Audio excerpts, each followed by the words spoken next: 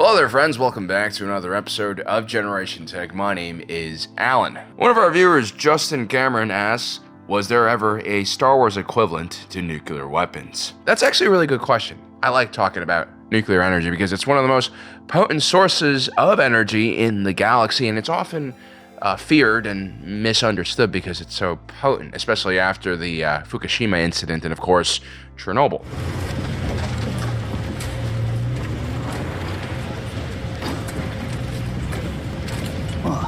We're still wearing the fucking hats. That, by the way, is actually the male body in peak physical form. It's not those dudes who go to the gym every day with the narrow waist, broad shoulders. I mean, those guys, honestly, they focus too much about their outward appearance, which is always that's a red flag, in my opinion. The people who you have to really watch out for are the guys with the rectangular bodies. They don't go to the gym. They get that from hard labor and a lot of alcohol, probably poor diets. But for some reason, these guys are fucking unstoppable. They're brick houses. They go through things. They are unstoppable. They have surprisingly good speed and endurance, despite the fact that they usually look out of breath and slightly sweaty.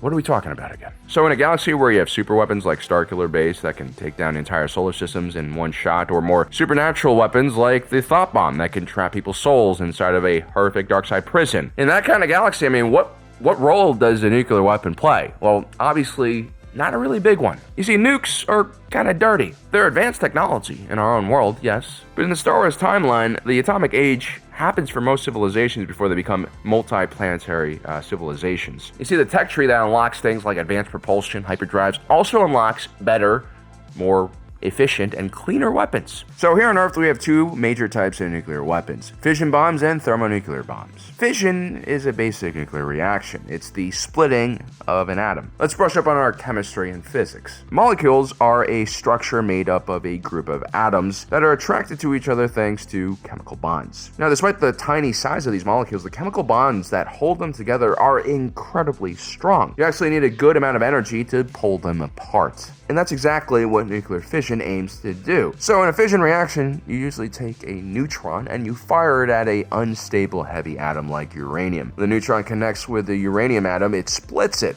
This creates a very powerful release of energy that sends all of the material in different directions. The neutrons from the initial reaction collide into other atoms, splitting those atoms, and then more neutrons are flying around in a very volatile way, at which point you have a chain reaction that destroys everything in its wake in a massive fireball. There's also gamma rays flying in every direction, which are very dangerous. These nukes can also generate an electromagnetic pulse, although the higher you are in atmosphere, the more damaging this pulse is to nearby electronics. The atomic bombs dropped on Hiroshima and Nagasaki, Little Boy and Fat Man, were both fission bombs, and their yields were roughly around 15 and 21 kilotons of TNT. That's enough explosive power to destroy the entire center of a city.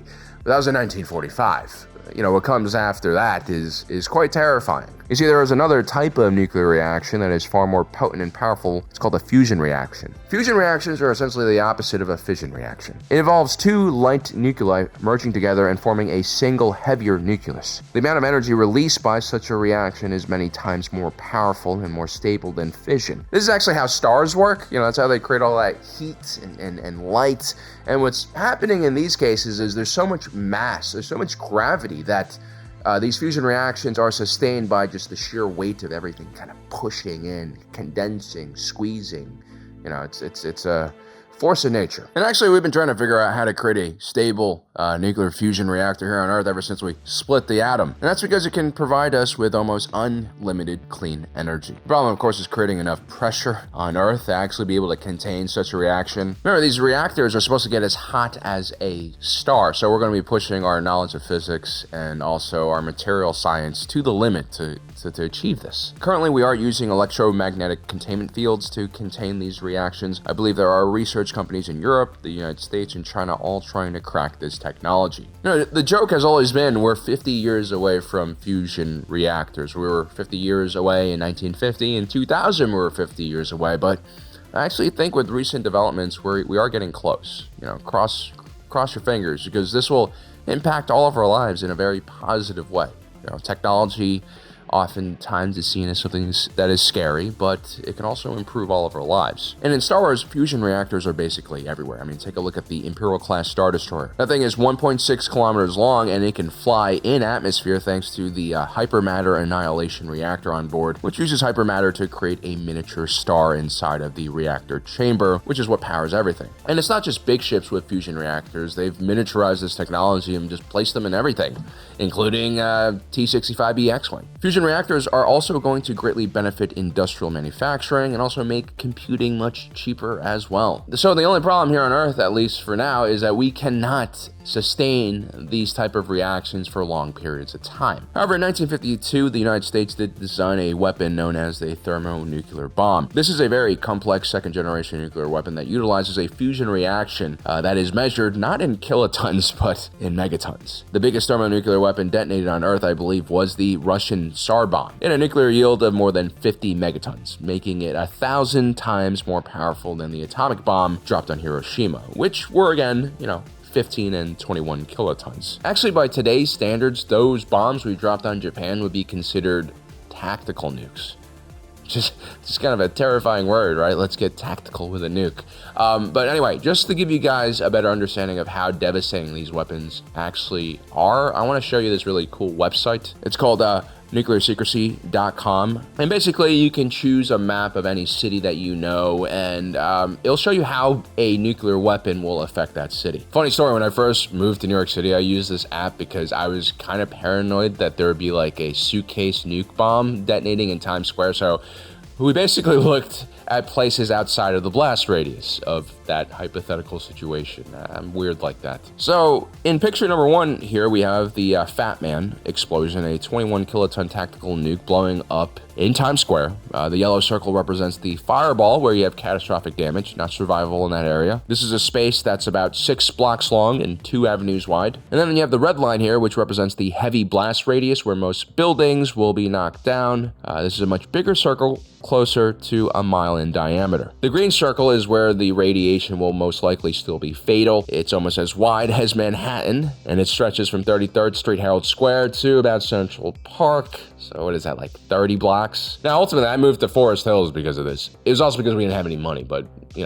outside of the blast radius. Now, if you have something like a 50 megaton thermonuclear weapon like the Tsar bomb, Forest Hills and its lovely collection of chicken, lamb, rice food trucks are completely toast. I mean, you're outside of the lethal radiation bubble and also the lethal blast level, but you're in the medium blast level, which means most residential houses are going to be knocked down in that area. Most people in Western Long Island and Northeast New Jersey are going to have broken windows in their homes and potentially third-degree radiation burns if they step outside. So yeah, the area of effect that a 50 megaton bomb can have is ridiculous. I mean, take a look at that map right there. That's like 16 million people. It's also kind of crazy that the Soviets had enough space to actually test one of these things on their own land and not harm anyone. Which makes you think, like, why did Putin invade Ukraine when they could have just went east and invaded Siberia and finally built some roads and infrastructure in their own country? So, tactical nukes, they're fun. They're not fun, but they're designed for smaller units, right? You can target a battalion, a brigade maybe. If you're in a city, maybe there's even more soldiers, but it's really just a smaller area of effect. A thermonuclear weapon, on the other hand, is going to close entire areas of the game map down. It's going to affect logistics in a major way. It's going to make your military forces basically reroute itself. Because again, not only have you vaporized everyone in the area that you've attacked, there's also just radiation everywhere. You can't move in there. I actually think this is one of the major reasons why in Star Wars, despite having the technology to make nukes, the technology is probably seen as a bit too dirty to actually use. I mean, we have weapons here on Earth that sometimes fall into that category as well, like anti-personnel mines, dirty bombs, gas station burritos, and of course, chemical weapons. These are all frowned upon because they're not easy to control, and once you deploy them, it's not easy to clean up afterwards. Especially the burritos from 7-Eleven. Also, the material costs and manpower required for building a nuclear weapon can be quite high. You also have to design a delivery vehicle for your payload. Basically, it's going to cost a lot more than, let's say, a few rounds from a turbo laser, which is what most people use anyway. Sure, it's going to take several turbo laser shots to turn a city into slag like you could with a nuclear weapon, but have you ever seen how many turbo lasers are on an Imperial-class Star Destroyer? They can manage. Ultimately, the only input cost here is volatile gases that are turned into plasma bolts. So we're talking about similar levels of damage, but it's a lot cheaper, and plus, once you clear an area, your troops will actually be able to land and walk around there once, the soil cools down. There might be radiation, of course, even in this situation, but it's nowhere near as bad as the radiation kicked up by a tactical nuke airburst. So no one in the Star Wars galaxy would be uncivilized enough to use nukes, right? Did you guys forget about the Mandalorians?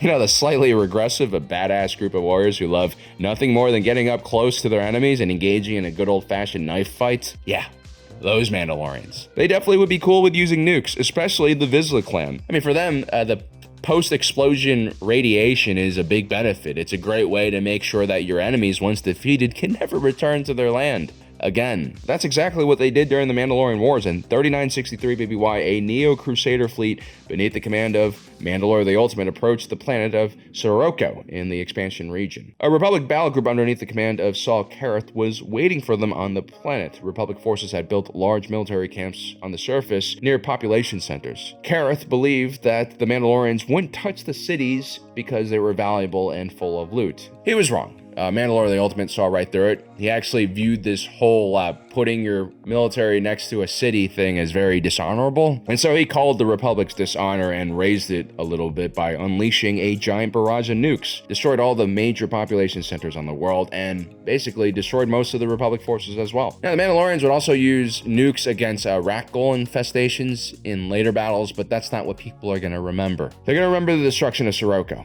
The Republic Navy and Army would use Serroco as a rallying cry in their fight against the Crusaders. And it's not surprising that within a few centuries, the Mandalorian Crusaders were just a faded memory, and most of their numbers had become nomads and were wandering around the galaxy aimlessly looking for work. When you cause that much death and destruction, when you nuke an entire planet, people notice, and then people will hunt you down for that. So for most of Star Wars history, nuclear weapons were almost like a niche device. Rarely did militaries stockpile them in large numbers. The Mandalorians, again, were special. These are guys who love bringing knives to gunfights for honor or tradition, I don't know what. And for some reason, nukes are only usually found in the Outer Rim. Now, the Sith also liked nukes. Darth Sidious specifically tried to acquire a nuke, which he wanted to use against his master, Darth Plagueis. So Plagueis used to hold this annual meeting on his personal moon of Sojourn. He would invite all the elite people in the galaxy, a bunch of shadowy figures, politicians, leaders of corporations, stuff like that, and they would discuss how they could dismantle the Republic, from inside, outside, from both sides. Darth Sidious's plan was to drop a nuclear weapon on the meeting. He does it, destroys the moon, but he misses his master. Luckily, he is able to blame it on someone else. Also, during the Galactic Civil War, at least in one situation, the rebels were able to steal an Imperial nuclear weapon, and they basically planted inside of an Imperial-class Star Destroyer called Invincible, and destroyed it. There are also several planets in the galaxy that featured civilizations destroyed by massive nuclear detonations. Planets like Parnassus, that's where Captain Phasma's from. You see, not all civilizations survive the atomic age and make it onto the space age. They just kind of get stuck. You also had weapons like the electro-proton bomb, which takes away all of the lethal energy of a nuke, the fireball, the blast, intense heat and radiation. And what you get left is a gigantic electromagnetic pulse that can destroy any clanker it runs into without hurting a clone. So that is our video about nukes. In our own world, nukes are basically one of the most powerful strategic weapons you can have.